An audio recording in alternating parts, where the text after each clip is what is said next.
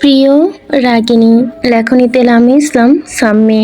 পর্ব সংখ্যা ৫৭ এবং ৫৮।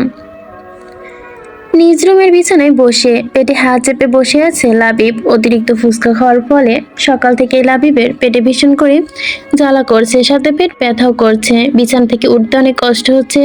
হাঁটতে হাঁটতে সিঁড়ি বেয়ে নিচে নেমতে দেখলো সবাই খাবার টেবিলে বসে। লাবিব বহু কষ্টে এগিয়ে সে টেবিলে বসে পাশে তাকাতে দেখলো লামিয়া, তাইবা মাহির হাম হাম করে খাবার খাচ্ছে। এমনভাবে খাচ্ছে দেখে মনে হচ্ছে খাবার পেয়েছে বহু বছর পর, তাই ভাবে খাচ্ছে তারা। তা দেখে লাবিব বেশ বিরক্ত হয়ে বলল, এমন ভাবে খাবার খাচ্ছিস কেন? আস্তে ধীরে খানা। লাবিবের কথা শুনে চারজনই খাওয়া রেখে লাবিবের মুখের দিকে তাকালো। লাবিব বিরক্ত হয়ে তাদের দিকে তাকিয়ে আছে। মাহির লাবিবকে কিছু বলার আগে পাশ থেকে শুভ্র গম্ভীর গলায় বলল, তোর খাওয়া তুই খাওয়া, ওদের খাওয়ার দিকে নজর না দিলেও চলবে। শুভ্রের কথা শুনে লাবিব বিরক্ত হয়ে খাবার খেতে মনোযোগ দিল। লাবিব চোখ মুখ কেমন যেন মলিন দেখাচ্ছে। ছবি লাবিবকে জিজ্ঞাসা করলো, লাবিব ভাই আপনার চোখ মুখ কেমন লাগছে কেন? আপনি কি অসুস্থ? লাবিব খাবার মুখে নিয়ে নিল না, ছবির দিকে অসহায় চোখে তাকিয়ে বলল, ভীষণ পেটে ব্যথা করছে রে ছবি। লাবিবের কথা শুনে পাশ থেকে শারমিন বলল, তোমাকে কত করে বললাম এত ফুচকা খেও না, তবুও তুমি জেদ করে খেয়ে নিলে ভাইয়া, এখন বোঝো কেমন লাগে। শারমিনের কথা শুনে লামিয়া, মাহির, তাইবা হে হে করে হেসে উঠল। লাবিব তাদের হাসি দেখে দাঁতের দাঁত চেপে বলল, হাসবি না তোরা, নয়তো তোদের দাঁত আমি খুলে ফেলবো। লাবিবের কথা শুনে লামিয়া শান্ত গলায় বলল, কেন, আপনি কি ডেন্টিস্ট নাকি?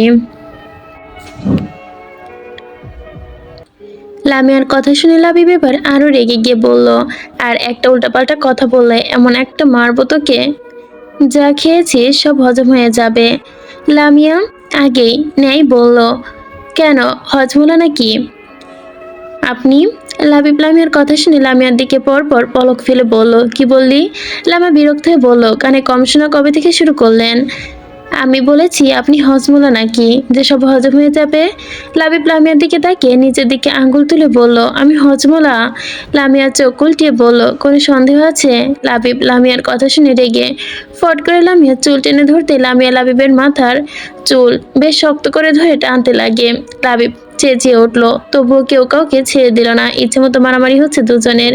এইদিকে সবাই হতভম্ব চোখে তাকিয়ে আছে দুজনের দিকে। মাহির তাইবা দীর্ঘশ্বাস ফেলে বলল, একটা যদি আগুন হয় তো আরেকটা পেট্রোলের ট্যাঙ্ক, একসাথে হলেই বিস্ফোরণ। লামিয়া লাবিবের চুল আঁকড়ে ধরে পিঠে দিম দিম করে দুটো কিল বসিয়ে দিতেই লাবিব চিৎকার করে উঠল, জল্লাদ ছাড় আমাকে, নয়তো তোকে আজ ইচ্ছে মতো কেচে ধুয়ে দিব। লামিয়া লাবিবের পিঠে আর একটা দুম করে কিল বসিয়ে দিয়ে বলল, কেন, আপনি কি ধোপা নাকি যে আমাকে ধুয়ে দিবেন? লামিয়ার কথা শুনে লাবিব রেগে চুলগুলোর শক্ত করে টেনে ধরতে ব্যথায় লামিয়ার চোখ মুখ কুচকে চেঁচিয়ে উঠল। খাবার টেবিলে বসে শান্ত চোখে লাবিব আর লামিয়ার মারধর দেখছিল শুভ্র, কিন্তু লামিয়া চেঁচিয়ে শুনে শুভ্র এবার আর বসে থাকতে পারল না। বড় বড় পা ফেলে এগিয়ে যেতেই লাবিবের হাত থেকে লামিয়ার চুলগুলো ছাড়িয়ে নিল। লাবিব বুকে জোরে ধাক্কা দিতেই লাবিব পিছিয়ে গেল। শুভ্র লামিয়ার হাতের কবজি টেনে নিজের কাছে নিয়ে চুলে হাত বুলে দিতে দিতে লাবিবের দিকে গরম চোখে তাকে শক্ত গলায় বলে উঠল, তো সাহস কি করে হয় ভ্রমণের গায়ে হাত দেবার? লাবিব শুভ্রের কথা শুনে তেলে বেগুনে জ্বলে উঠল, আমি ওর গায়ে হাত দিয়েছি? চোখে কি তোর ছানি পড়েছে, নাকি তুই অন্ধ হয়ে গিয়েছিস? এখানে উপস্থিত সবাই দেখেছে ও আমার গায়ে আগে হাত তুলেছে, কিন্তু আগে তো আপনি চুলোর মুঠো ধরেছিলেন, তাই না? পরোটা ছিঁড়ে মুখে পড়তে পড়তে বলল তাইবের কথা শুনে লাবিব বুড়ো কুচকে বলল, এই এই, একদম ওর হয়ে কথা বলতে আসবি না। তোর বোন আমাকে আগে কি বলেছে তুই শুনিসনি? হাজমোলা বলেছে, তে রেগে যাওয়ার কি আছে? বেশ শান্ত দৃষ্টিতে লাবিবের দিকে তাকিয়ে মাহির বলে উঠল, তো রাগ করবো না? তোরা কালকে আমাকে গরুর দৌড়ানি খাইয়েছিস, এখনো গরুর গুঁতো খেয়ে আমার পেছন ব্যথা করছে। পিছনে কি? লাবিব ভাই, লাবিবের কথা শেষ হতেই তাইবা ঠোঁট উল্টে বলল। তাইবার কথা শুনে তোয়া কপালে হাত রেখে বলল, পিছনে তো বাম, তুমি জানো না আপু? তোয়ার কথা শুনে তাইবার দিকে তাকালো। তোয়া তা দেখে বেশ ভাব নিয়ে লাবিবের দিকে তাকিয়ে বলল, লাপু ভাইয়ার বামে গুঁতো দিয়েছে শ্বাস, বলেই হেসে উঠল। লাবিব তোয়ার কথা শুনে বিরক্ত হয়ে তোয়ার দিকে তাকিয়ে কিছু বলতে যাবে তার আগে সদর দরজায় টোকা পড়ল। সবাই ঘাড় ঘুরিয়ে সেদিকে চোখ রাখতে দেখলো জমিদার বাড়ির কর্তা মীর আদনান আলী, তার ছোট নাতি নূর দাঁড়িয়ে রয়েছে। রাশেদ তাদের দেখে হেসে বলল, বসা থেকে উঠে দাঁড়িয়ে এগিয়ে গেল তাদের দিকে। আরে দাদা যান, তুমি এখানে, এসো এসো, ভেতরে এসো। বলতে বলতে এগিয়ে গিয়ে আদনান আলীর কাঁধে জড়িয়ে ধরলো। মীর আদনান আলী হেসে বলল, কি দাদু কেমন আছো? আলহামদুলিল্লাহ দাদা যান, তুমি কেমন আছো?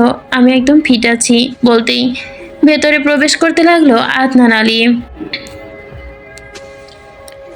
নূর ধীর পায়ে এগোতে এগোতে আশেপাশে সবার দিকে চোখ ঘুরিয়ে তাকাতে দেখলো তাইবা বিরক্ত চোখে তাকিয়ে আছে তার দিকে। নূর তা দেখে মুচকি হাসলো। খাবার টেবিলে ছেড়ে সবাই একে একে এগিয়ে এসে বসলো হররুমে। মীর, আদনান আলী এবং নূর সকলের সাথে কৌশল বিনিময় করে টুকটাক কথা বলতে লাগলো। এদিকে নূর কিছুক্ষণ পর পর আর চোখে তাইবার দিকে তাকিয়ে আছে, কিন্তু তাইবা তাতে কোনো মাথা ব্যথা নেই। সে চুপচাপ স্থির হয়ে লামিয়ার গা ঘেঁষে দাঁড়িয়ে আছে। সোফার এক প্রান্তে বসে আছে জাহিদ, সবার সাথে টুকটাক কথা বলতে বলতে বারবার তাকাচ্ছে নূরের দিকে। নূর যে একটু পর পর তাইবার দিকে তাকাচ্ছে তা জাহিদের চোখ এড়ায়নি। তাইবার দিকে নূরের তাকানোটা সহ্য হচ্ছে না জাহিদের, তবুও মুখ বুজে হজম করছে সব। মীর, আদনান আলী রাশেদের কাঁধে হাত রেখে আজমেরি বেগম এবং শফিকুল খানের উদ্দেশ্য করে বলল, আমি চাইছি তোমরা আজ রাতে সবাই আমাদের জমিদার বাড়িতে রাতে ডিনার করবে। কিভাবে যাবে না? আজমেরি বেগম হেসে বলল, তুমি বলেছ আর আমরা যাব না খো? এটা কি করে হয়? আমরা অবশ্যই যাব। শফিকুল খান ও আজমেরি বেগমের সাথে হ্যাঁ বলে দিলেন। মীর আদনান আলী তা শুনে হাসলো। তারপর টুকটাক কথা বলতে শুরু করলেন। বড়দের কথার মধ্যে কথাটা মোটেও পছন্দ না ইসলাম বাড়ির চার বিচ্ছুদের, তাই তারা হলরুমে আর না দাঁড়িয়ে চলে গেল বাড়ির বাহিরে। এখানে আসার পর তেমন ঘোরাঘুরি হয়নি তাদের, তাই ঠিক করলো একটু হাঁটাহাঁটি করে বাড়ির আশপাশটা ঘুরে দেখবে তারা। আইকে বাগান বাড়ির ঠিক একটু সামনেই শেখ বাড়ি। বাড়ির দুয়ারে চেয়ার পেতে পায়ের উপর পা তুলে বসে পান চিবোচ্ছে শেখ পরিবারের প্রধান কর্তা শেখ জব্বার উদ্দিন। তার ডান পাশে কিছু লোক লুঙ্গি গেঞ্জি, মাথায় লাল গামছা বেঁধে লাঠি খেলছে। লোকগুলো জব্বার সাহেবের বিশ্বস্ত লোক। গ্রামের মানুষদের সাথে ন্যায় অন্যায় নির্যাতন করা, অত্যাচার করা শেখ জব্বারের উদ্দিনের কাজ। মানুষদের উপর জুলুম করতে তিনি ভীষণ পছন্দ করেন বললেই চলে। জব্বার উদ্দিনের ঠিক সামনে মাথা উঁচু করে দাঁড়িয়ে পুতু মিয়া ও তার স্ত্রী জরিনা বেগম। সব আর কয়টা মাস সময় দিন, আমি আপনার সব টাকা দিয়া দিমু, মাথা নিচু করে বলল লুতু মিয়া। জব্বারউদ্দিন পানের পিক ফেলে ডান হাতের উল্টো পিঠ দিয়ে ঠোঁট মুখ মুছে পান খাওয়া দাঁতগুলো খেলিয়ে বলল, আহা তুমগো ক্যাঠাই জন্য টেহার জন্য তুই লানি নাই তো, আমগো লগে কিছু কথা আছে, এখন তুমগো সেটা কমো, এর লেগে তুমগো নিয়ে আইসি। পুতুমিয়া বেশ অবাক হয়ে জিজ্ঞাসা করে, কি কথা সাহেব? টাকা যখন নিছিলাম তখন কি কইয়া নিছিলা মনে আছে? পুতু সাহেব মাথা নিচু করে রাখেন। তা দেখে জব্বরউদ্দিন হেসে বলে, আমি মনে করে দিতাছি, তুমি যখন টাকা নিছিলা তখন কইছিলা যে সাহেব আমি 3 মাসের মধ্যে আপনি টাকা ফিরাই দিমু, এই কথাই কইছিলা তাই না? পুতুমিয়া গলার বলল, হ সাহেব, কিন্তু দেহ আজ 1 বছর হইতে যাইতাছে, কিন্তু তোমার টাকা দেওয়ানোর কোনো খবর নাই। সাহেব আর 1 মাস সময় দেন, আমি আপনার সকল টাকা ফিরাই দিমু। আমার তো এখন টাকা চাই। পুতু, চাইলে আপনি কি চান সাহেব? জব্বারউদ্দিন তার সাদা পাঞ্জাবির বুকের ওপর দিকে বোতাম খুলে জরিনা বেগমের দিকে তাকিয়ে দাঁত কেলিয়ে বলল, তোমার বউডারে আমার সেবা লাইগা দাও। জব্বারউদ্দিন আর বলতে পারল না, তার আগে তার পেছনে চটাস করে একখানা লাঠের বাড়ি এসে পড়লো। আশেপাশে মানুষ হা হয়ে তাকিয়ে জব্বারউদ্দিন ব্যথায় কুকিয়ে ওঠে। পেছনের দিকে তাকিয়ে দেখলো কালো হুডি পরা একটা ছেলে দাঁত কেলিয়ে তাকিয়ে আছে তার দিকে। সামনে তার বেশ শক্তপোক্ত একটা লাঠি হাতে। জব্বারউদ্দিন কিছু বলতে যাবে তার আগেই সামনের কেউ এসে বলে উঠল, দূর দাদির নাতি, তোকে আগে বলেছিলাম এই লাঠি ভালো না, আমার কথা বিশ্বাস করলি না? বলেছিলাম তো এই লাঠি ভাঙবে না, তুই বলেছিস ভাঙবে, কিন্তু দেখ আমার কথাটা ঠিক হলো। বলতে বলতে জব্বারের সামনে এসে দাঁড়ায় লামিয়া। তার পাশে দাঁড়িয়ে আছে তোয়া, মাহির এবং তাইবা। আরে আমি তো ভেবেছিলাম ভাঙবে, কিন্তু ভাঙলো না কেন? বলে ঠোঁট উল্টে দিল তায়েব।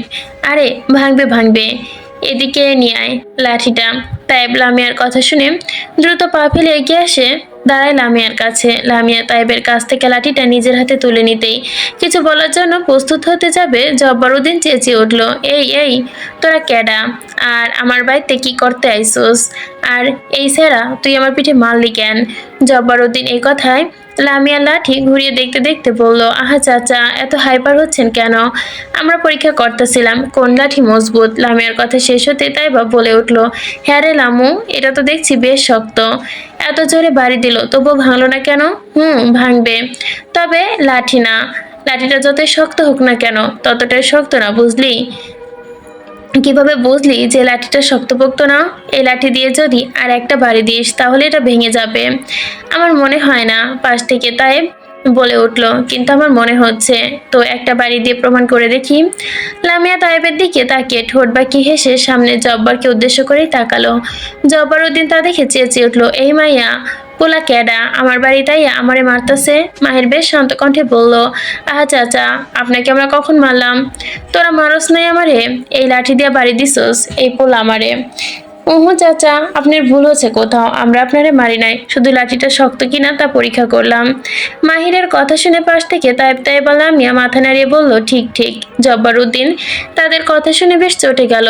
মুখ দেখে বোঝা যাচ্ছে তা তা দেখে পুতু মিয়া এগিয়ে এলো লামিয়াদের কাছে। তারপর ভীতু গলায় বলল, ছোট আম্মা, আপনারা এইখানে না থেকে বাড়িতে যান। বাসায় যাব কেন? আমরা তো এখানে আসছি ঘোরাঘুরি করতে, তাহলে বাসায় যাব কেন? ছোট্ট আম্মা, আপনারা এখানে থাইকেন না। কেন থাকবো না? কি হয়েছে চাচা, একটু খুলে বলুন তো। কিছু হয় নাই ছোট আম্মা, কিছু না হলে এই লোকটা আপনাকে খারাপ প্রস্তাব দিচ্ছিল কেন? পুতুমি অসহায় চোখে তাকায় লামিয়ার দিকে, তারপর ভাঙা গলায় বলে, আম্মা, আপনারা সব। পুতুমিয়াকে থামাতে তাইবা বলে উঠল, হ্যাঁ চাচা, আমরা সব শুনেছি, একদম প্রথম থেকে শেষ। হাঁটতে হাঁটতে এখানে আসতে দেখলাম আপনাকে আর চাচিকে, তাই তো এখানে আসছিলাম, কিন্তু এসে এসব শুনেছি। কি হয়েছে চাচা, একটু খুলে বলুন তো। পুতুমিয়া চুপ করে দাঁড়িয়ে আছে মাথা নিচু করে। পাশ থেকে লামিয়া বেশ শান্ত কণ্ঠে বলল, চাচা, আপনি কি ভয় পাচ্ছেন? প্লিজ ভয় পাবেন না, বলুন আমাদের কি হয়েছে, তারপর আমরা দেখব। জয়না বেগম এগিয়ে আসতে আসতে বলল, ছোট আম্মা, দয়া করে আপনারা এই ভেজালে ঢুকবেন না। আমগো ভেজাল করেই ওপরে দেখবার দেন। এই লোকটা ভালো না, কেউ ভালো খারাপ ওইটা আমরা দেখব। আগে বলুন কি হয়েছে, আমাদের সব খুলে বলুন। লামিয়ার কথা শেষ হতেই জব্বারউদ্দিন চিৎকার করে উঠল, এই কে কই আসস? এই টুটুডুলারে ধইরা বাইন্দা রাখ। এদিকে জব্বারউদ্দিনে বলতে দেরি শক্তপোক্ত লাঠির ঘা এসে বুকে পড়তে দেরি হলো না। জব্বারউদ্দিন বুকে আঘাত পেতেই বুকে হাত দিয়ে চেপে কাতরাতে থাকলো। পুতুমিয়া এবং তার স্ত্রী ভয়ার্ত দৃষ্টিতে তাকিয়ে আছে লামিয়ার দিকে। তার ভাবতে পারেনি যে লামিয়া জব্বারউদ্দিনকে এত জোরে আঘাত করে বসবে। তারও বেশ অবাক হয়েছে।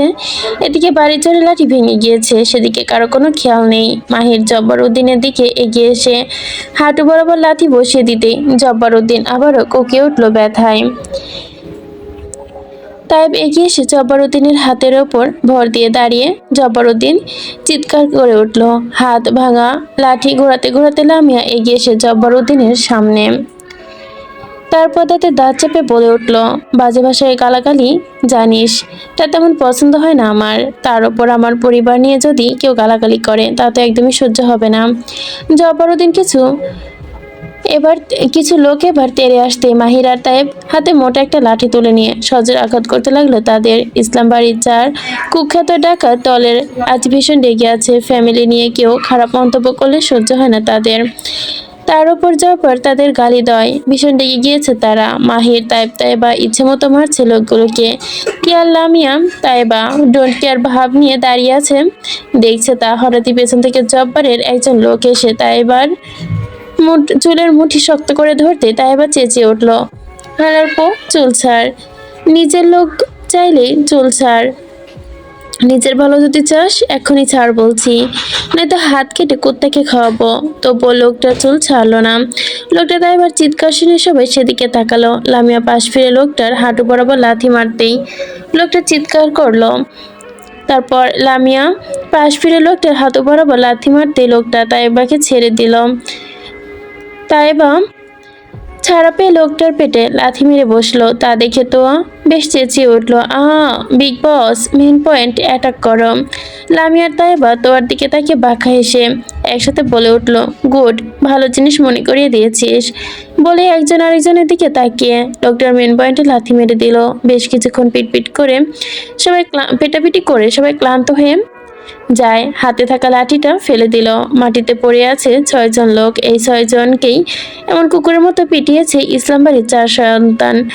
পুতু মিয়া এবং তার স্ত্রী যেন বিশ্বাস করছে না। তারা জানতো এই 4জন বেশ বিচ্ছু, কিন্তু এতটা বিচ্ছু তা জানতো না। তাই তারা অবাক হলো তাদের কর্মকাণ্ড দেখে। জব্বারউদ্দিন মাটিতে বসে ভয়ার্ত দৃষ্টিতে তাকিয়ে আছে 4জনের দিকে। মাহির জব্বারউদ্দিনের দিকে তাকিয়ে বলল, এখন এটাকে কি করব? লামিয়া সামনে তাকিয়ে জব্বারউদ্দিনের দিকে তাকিয়ে বাঁকা হেসে বলল, বেশি কিছু না, একটা কাজই করব। তাইবা মাহির একসাথে বলে উঠল, কি কাজ? লামিয়া তাদের দিকে তাকিয়ে শয়তানির হাসি দিতে তারা মাথা নাড়ল। আইকে বাগান বাড়ি, মূল ফটকে দাঁড়িয়ে আছে সবাই। মীর, আদনান আলী ও নূর সবাই নেমন্তন্ন জানি বাড়ির উদ্দেশ্যে রওনা দিবে। তখন চিৎকার চেঁচামেচি শুনে সবাই ভুরু কুঁচকে তাকালো। সামনে তাকাতেই দেখতে পেল গ্রামের মানুষ পুকুর ঘাটে জড়ো হয়ে গোল হয়ে দাঁড়িয়ে আছে। ইসলাম ও খানবাড়ির ছেলেমেয়েরা একজন আরেকজনের দিকে তাকিয়ে কিছু একটা আঁচ করতে পেরে দৌড়ে গেল সেদিকে। পুকুর ঘাটে সবাই এসে সামনে তাকাতেই সবার মুখ হা হয়ে গেল। পুকুর ঘাটের সিঁড়িতে বসে আছে লামিয়া তো আর তাইবা, তার সামনে মাহির। আর তাইবের অর্ধেক পানিতে নেমে হাত বেঁধে ঘাড় ধরে পানিতে চুবাচ্ছে জব্বারউদ্দিনকে। সবাই হা করে তাকিয়ে আছে সেই দিকে। মীর, আদনান আলী আর নূর আশ্চর্য চোখে তাকিয়ে আছে তাদের দিকে। এখানে কি হচ্ছে তা কেউ বুঝতে পারছে না। রাশেদ আর কিছু না ভেবে এগিয়ে যায় মাহিরা তাইবকে ধমকে বলে, কি করছিস তোরা? ছাড় ওনাকে, ছাড় বলছি, নয়তো অনেক খারাপ হয়ে যাবে। পাশ থেকে লাবিব রেগে বলল, দিন দিন তোদের এই বদমাইশি অনেক বাড়ছে, তোরা লিমিট ক্রস করে ছেড়েছিস, ছাড় ওনাকে, উনি মুরব্বী মানুষ। লাবিবের কথা শুনে লামিয়া পিছনে ফিরে লাবিবের দিকে তাকিয়ে বলে, হ্যাঁ আমরা লিমিট ক্রস করেছি, তাকে আপনার কি সমস্যা? লাবিব রেগে গিয়ে কিছু বলতে চাবে, তার আগে শুভ্র লামিয়াকে জোরে একটা ধমক দিয়ে উঠলো। বেশ শক্তপোক্ত ধমক দেওয়ার কারণে সবাই চমকে উঠলো। লামিয়া কেঁপে উঠলো। শুভ্রের দিকে তাকাতেই শুভ্র শক্ত গলায় বলল, বেশ বেশ বেশ করেছিস না? মুরব্বীদের সাথে কেমন আচরণ কোথায় ভুলে গিয়েছিস? লামিয়া ঠোঁট কামড়ে শুভ্রের দিকে তাকালো, কিন্তু কিছু বলল না। কিন্তু পাশ থেকে তাইবা রেগে বলে উঠল, শুভ্র ভাই আপনি না জেনে শুনে কথা বলবেন না। শুভ্র তাইবাকেও ধমক দিয়ে চুপ করিয়ে দিল। মাহির তাইব চুপচাপ দাঁড়িয়ে আছে পানিতে। তাদের দুজনের মাঝে দাঁড়িয়ে আছে জব্বারউদ্দিন। চুবানি খেয়ে নাক মুখ লাল হয়ে গেছে তার। তা দেখে শুভ্র কিছু বলতে যাবে তার আগে তো বলে উঠল, হ্যান্ডসাম বয়, প্লিজ বিগ বসকে বকো না। বিগ বস ভুল কিছু করেনি, এই লোকটা খারাপ মানুষ ছিল। এই লোকটা খারাপ কাজ করেছে বলেই এবং খারাপ কথা বলেছে বলেই ভাইয়াপুরা তাকে এমন ব্যবহার করেছে। উনি তো ভাইয়াপুদের গালিও দিয়েছে তোমাদের পরিবার নিয়ে। তোমার কথা শুনে সবাই ভুরু কুঁচকে তাকালো। আবির যতই তাদের দেখতে না পারুক, কিন্তু সে জানে এই 4জন অকারণে কাউকে কিছু বলে না বা করবারও লোক না। তাই এগিয়ে এসে তোয়াকে কোলে নিয়ে বলে, দেখো তো তোয়া, মনি কি হয়েছে শুরু থেকে বলে ফেলো তো ঝটপট। তো সবার দিকে তাকিয়ে তারপর শুরু করে সব বলা। তোয়ার কথা শুনে সবাই অবাক হয়ে থাকে জব্বারউদ্দিনের দিকে। রাশেদ এগিয়ে এসে পুতু মিয়াকে জিজ্ঞেস করে। তিনি সব বলতে রাশেদ চেঁচিয়ে মাহির আর তাইবকে বলল, কি থেমে গেলে কেন? চুবা ওকে, কেউ বাধা দিও না, আমি পুলিশকে ফোন করছি। মাহির আর তাইব হেসে ইচ্ছা মতো চুবাতে লাগলো। শুভ্র বেশ অপরাধী চোখে তাকিয়ে আছে লামিয়ার দিকে। লামিয়া শুভ্রের দিকে না তাকিয়ে সামনের দিকে তাকিয়ে বেশ মজা সহকারে জব্বারউদ্দিনের চুবানো দেখছে। কিছুক্ষণ পর পুলিশ আসতেই রাশেদ সবকিছু খুলে বলতেই জব্বারউদ্দিনকে ধরে নিয়ে গেল পুতু মিয়া এবং তার স্ত্রী। অশ্রু চোখে লামিয়া তাইবা মাহিরকে কৃতজ্ঞতা জানাতেই তাদের দিকে যেতে তারা 4জন চলে গেল সেখান থেকে। তা দেখে রাশেদ হেসে পুতু মিয়ার দিকে এগিয়ে এসে বলল, চাচা চলুন বাড়ি যাই। যান ছোট আম্মা যান। পুতু মিয়াকে থামিয়ে দিয়ে রাশেদ হেসে বলল, আরে বাদ দেন তো ওদের কথা, ওরা এরকমই, চলুন বাড়িতে। তোমার ঘরে যে কেমনে ধন্যবাদ জানাবো? ধন্যবাদ জানাতে হবে না। আচ্ছা চাচা, এখানে টক কোনো ফল আছে মাখিয়ে খাওয়ার মতো, যেমন তেঁতুল কাঁচা? হ বাপ, মেলা তেঁতুল গাছ আছে, কিন্তু তেঁতুল দিয়ে কি করবা? চাচা দয়া করে বেশ কিছু তেঁতুল কাউকে দিয়ে গাছ থেকে পেরিয়ে নিয়ে আসুন, সবাই মিলে মাখিয়ে খাবো। ও আচ্ছা এই কথা, তাহলে তুমি দাঁড়াও, আমি এখনই আইতাছি বলে চলে গেল পুতু মিয়া। একে একে সবাই বাড়ির দিকে এগোতে লাগলো। শুভ্রের মন খারাপ তা দেখে লাবিব শুভ্রের কাঁধে ধাক্কা দিয়ে বলল, কি হয়েছে তোর? শুভ্র মন খারাপ করে বলল, কিছু না। আরে জানি জানি, লামিয়াকে ধমক দিয়েছিস দেখে তোর মন খারাপ হয়েছে, তাই তো? ভ্রমণ আমার সাথে রাগ করেছে। তো রাগ করবে না? যে ধমক দিয়েছিস, রাগ তো করারই কথা। আচ্ছা, তোকে ও রাগ ভাঙানোর জন্য একটা আইডিয়া দেই। কি আইডিয়া? রুমে গিয়ে জড়িয়ে ধরে টুপ করে কয়েকটা চুমু খাবি, দেখবি রাগ কোথাও উড়ে গিয়েছে, বলেই হেসে উঠল লাবিব। লামিয়া হাসতে হাসতে শুভ্রের দিকে তাকাতেই শুভ্র দুম করে লামিয়ার পিঠে লাবিবের পিঠে কিল মেরে বসলো। শুভ্র মারলি কেন? তুই তখন ওর সাথে এমন ভাবে কথা বলছিলিস কেন? তো কি হয়েছে? আর তুইও তো বলেছিস আমি আর তুই আলাদা। ওকে আমি মারবো, আমি কাটবো, ওর সাথে আমি রাগ করব, আবার আমি ভালোবাসবো। তুই কে ওকে মারার? ই, ঢং দেখলে বাঁচি না। তোকে বাঁচতে হবে না, মরে যা। পেছন থেকে সাফওয়ান, আবির, আরিফ, রাশেদ, জাহিদ হাসছে শুভ্রা লাবিবের ঝগড়া দেখে। হলরুমে ছড়িয়ে ছিটে বসে আছে লামিয়া, মাহির, তাইবা, সাথে বাড়ির মেয়েরা। বাড়িতে প্রবেশ করে শুভ্র লামিয়ার দিকে তাকিয়ে বলল, ওপরে আয়, তোর সাথে কথা আছে, বলে সিঁড়ি বেয়ে পড়ে চলে গেল। লামিয়া যেন শুনেও শুনল না। রাশেদ, আবির, সাফওয়ান, লাবিব, জাহিদ, আরিফ সবাই এগিয়ে এসে সোফায় বসলো। লামিয়াকে চুপচাপ বসে থাকতে দেখে লাবিব বলল, কিরে, তোরে না শুভ্র উপরে ডাকছে, যা। লামিয়া লাবিবের দিকে তাকিয়ে বলল, আপনি যাচ্ছেন না কেন? আমি যাব কেন? তাহলে আমি কেন যাব? তোকে ডাকছে তাই তুই যাবি। কেন? কে ডাকছে? আর ডাকলে আমার যেতে হবে কেন? কে কে আমাকে ডাকছে শুনি? আমি তো শুনিনি। সুব্রতকে ডেকেছে, ওপরে যা। কখন ডেকেছে? এই তো এইমাত্র ডেকে গেল। শুনিনি আমি। শুনবি না কেন? এখন কোনো আকামের কথা হোক, তখন ঠিকই শুনবি। লামিয়া লাবিবের কথায় পাল্টে কিছু বলতে যাবে, তার আগে শুভ্র সিঁড়ি বেয়ে নিচে নেমে লামিয়ার সামনে দাঁড়ালো। লামিয়া মাথা তুলে ভুরু কুঁচকে তাকাতেই শুভ্র বলল, তোকে ডেকেছিলাম না? লামিয়া কোনো কথা বলল না। তা দেখে শুভ্র আশপাশে একবার নজর তাকিয়ে মাথা নিচু করে লামিয়াকে হঠাৎ করেই তুলে নিয়ে হাঁটা ধরলো। হঠাৎ এমন হয় লামিয়া চমকে উঠল, চেঁচিয়ে বলে উঠল, আমি যাব না উপরে, ছাড়ুন আমাকে, নামিয়ে দিন। ভালো হচ্ছে না কিন্তু। শুভ্রতা পাত্তা না দিয়ে সিঁড়ি বেয়ে ওপরে যেতে লাগলো। পিছন থেকে লাবিব মজা করে বলে উঠল, শুভ্র, ওকে ইচ্ছে মতো পেটাবি। ও আমার সাথে মুখে মুখে অনেক কথা বলেছে, খুব বাজি হয়ে গেছে কিন্তু। সময়টা বিকেল। বাগানের মাঝে গোল হয়ে বসে টুকটাক গল্প করছে সবাই। তখন হঠাৎই গেট থেকে গাড়ির শব্দ শুনে সবাই সোজা সেদিকে তাকালো। একটা কালো গাড়ি দরজা দিয়ে এগিয়ে এসে গেটে ঢুকে পড়লো। একটা লোক গাড়ির দরজা খুলতেই গাড়ির ভেতর থেকে লাফিয়ে নেমে এলো জ্যাকি আর ব্ল্যাকি। সবাই অবাক দৃষ্টিতে তাকিয়ে আছে তাদের দিকে। লামিয়া বসা থেকে উঠে দাঁড়াতেই সবাই উঠে দাঁড়ালো। লামিয়া এগিয়ে যেতেই দেখলো জ্যাকি আর ব্ল্যাকি তার দিকে দৌড়ে আসছে। লামিয়া এসে দৌড়ে তাদের দিকে যেতেই জ্যাকি ঝাঁপিয়ে পড়লো লামিয়ার ওপর। লামিয়া তাল সামলাতে না পেরে সবুজ ঘাসের উপর পড়ে জ্যাকি আর ব্ল্যাকি লামিয়ার শরীর ঘেঁষে থাকলো। কতদিন পর তারা তার আম্মাকে পেয়েছে। খুশিতে আত্মহারা হয়ে জ্যাকি লাফাচ্ছে পুরো বাগান জুড়ে। শুভ্র এগিয়ে এসে জ্যাকির মাথার উপর হাত বুলিয়ে দিল। লামিয়া ব্ল্যাকিকে কোলে তুলে নিতেই সামনে এসে দাঁড়ালো। পেছন থেকে মেয়েলি কণ্ঠস্বর শোনা গেল, আবরার। সবাই সেদিকে ঘুরে তাকাতেই দেখলো মীরা দাঁড়িয়ে আছে।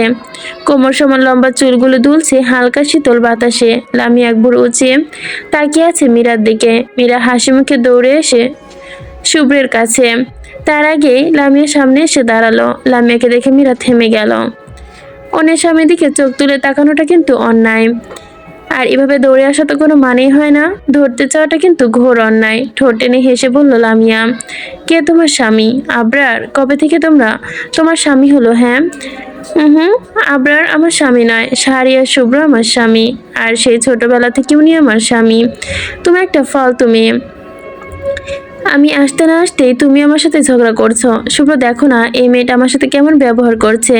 বলতে বলতে লামিয়াকে পাশ কাটিয়ে শুভ্রের কাঁধে হাত রাখতে চাইলো, কিন্তু তার আগে লামিয়া মীরার হাত খপ করে ধরে ফেললো।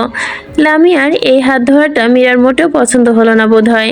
সে রেগে উঠলো, ছি, এই মেয়েটা তোমার এই নোংরা হাত দিয়ে আমাকে স্পর্শ করছো কেন? ছি, ছাড়ো। লামিয়া মীরার কথা শুনে হেসে হাত মুচড়ে ধরতে মীরা বলে উঠলো, উচ বীজ। হাত ছাড়ো আমার। লামিয়া মীরার হাত ছেড়ে শুভ্রের কাছ থেকে মীরাকে ধাক্কা দিয়ে দূরে সরিয়ে বলল, এই বাল, তোর ইংরেজি গালি তোর কাছে রাখ। বাংলায় যদি একটা গালি দেই তো পুরো 14 গোষ্ঠী কবর থেকে উঠে আসবে। মীরা রেগে উচ্চস্বরে বলে উঠল, লামিয়া। লামিয়া শান্ত চোখে তাকালো মীরার দিকে। উচ্চ স্বরে, চিল্লাস না শাকচুন্নি, নয়তো তোর এই চুলের মুঠি ধরে টেনে বাড়ি থেকে বের করে দিব। লামিয়ার কথা শুনে সবাই মুখ টেপে হাসলো। শুভ্র স্থির চোখে তাকিয়ে আছে লামিয়ার দিকে। এদিকে মীরার অপমানিত চোখে মুখ লাল হয়ে উঠেছে। তা দেখে লামিয়া বলল, অনেক অনেক ধন্যবাদ আমার ছেলে মেয়েগুলোকে এখানে নিয়ে আসার জন্য। ছেলে মেয়েকে এনে দেওয়ার জন্য আপনাকে রাতে ডিনারে দাওয়াত দেওয়া হলো।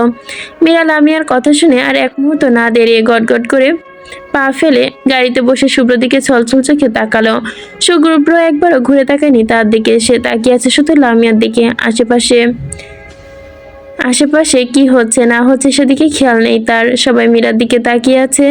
মীরাকে দেখে সবারই খারাপ লাগছে, কিন্তু গায়ে পড়া স্বভাবের মেয়ে তাদেরও কারোরই পছন্দ না।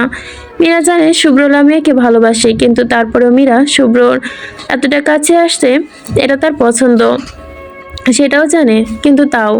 মীরা চোখ মুখ মুছে শুভ্রের দিকে তাকিয়ে চোখ সরিয়ে ড্রাইভিং করে গাড়ি স্টার্ট দিল। ড্রাইভার মীরার কথা শুনে গাড়ি স্টার্ট দিয়ে দিল। গাড়ি চোখের আড়ালে যেতেই সবাই দীর্ঘশ্বাস ফেলল।